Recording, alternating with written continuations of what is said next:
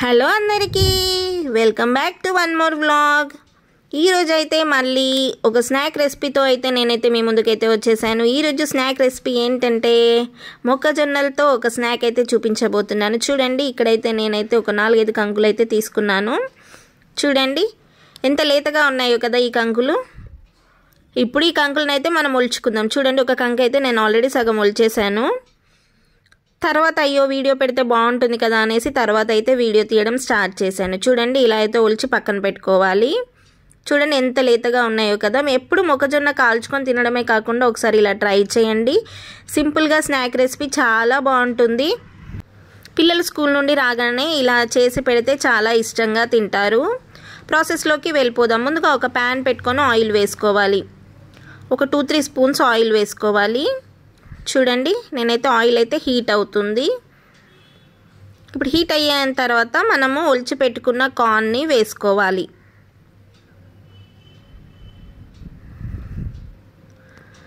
వేసుకొని కలుపుతూ వేయించుకోవాలి. ఇవి కలర్ చేంజ్ అవ్వాలి. చూడండి, కొన్ని వేసాను, ఇంకా కొన్ని పడతాయి ఎందుకంటే ఆయిల్ ఉంది కదా. కాస్త వేసి మళ్ళీ వేయించుకోవాలి. ఇలా ఒకసారి మీరు ట్రై చేయండి. టేస్ట్ అయితే చాలా బాగుంటుంది.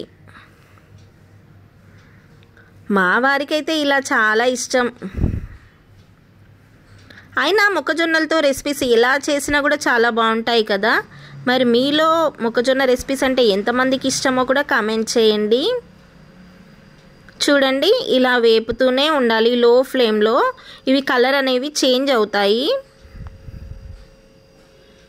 చూపిస్తాను మీకు ఎక్కడ చేంజ్. చూడండి, కొంచెం చేంజ్ అయిపోయాయి కదా కలరు.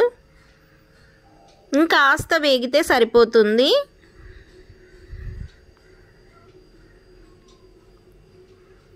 మీరు మీ పిల్లలకి ఇలా ఒకసారి స్నాక్స్ చేసి పెట్టండి, చాలా ఇష్టంగా తింటారు. చూడండి, కలర్ అనేవి పర్ఫెక్ట్గా మనకి చేంజ్ అయిపోయాయి. చూడండి, వేగిపోయాయి కదా. ఇప్పుడు మరీ ఎక్కువగా వేపినా కూడా అవి హార్డ్ అయిపోతాయి, తినడానికి కాస్త గట్టిగా ఉంటాయి. చూడండి, ఈ కన్సిస్టెన్సీ అయితే మనకు పర్ఫెక్ట్గా సరిపోతుంది. చూడండి, ఇలా ఆయిల్ వేయకుండా కూడా వేసుకోవచ్చు. ఆ రెసిపీ మళ్ళీ నెక్స్ట్ టైం పోస్ట్ చేస్తాను. చూడండి, ఇప్పుడు చిల్లీ పౌడర్ వేసుకోవాలి. చిల్లీ పౌడర్, సాల్ట్ వేసుకొని మళ్ళీ ఒకసారి మిక్స్ చేసుకోవాలి. మిక్స్ చేసుకొని స్టవ్ ఆఫ్ చేసుకోవాలి.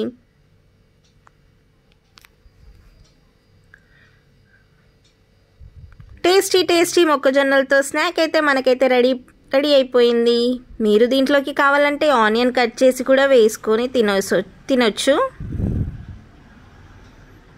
ఇలా కూడా డైరెక్ట్గా తిన్నా కూడా చాలా బాగుంటుంది.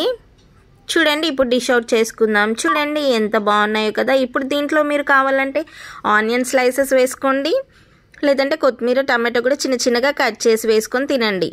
ఇలానే తింటే నాకైతే చాలా ఇష్టం. ఇలానే తినేసాము మేమైతే. చాలా బాగుంది కదా.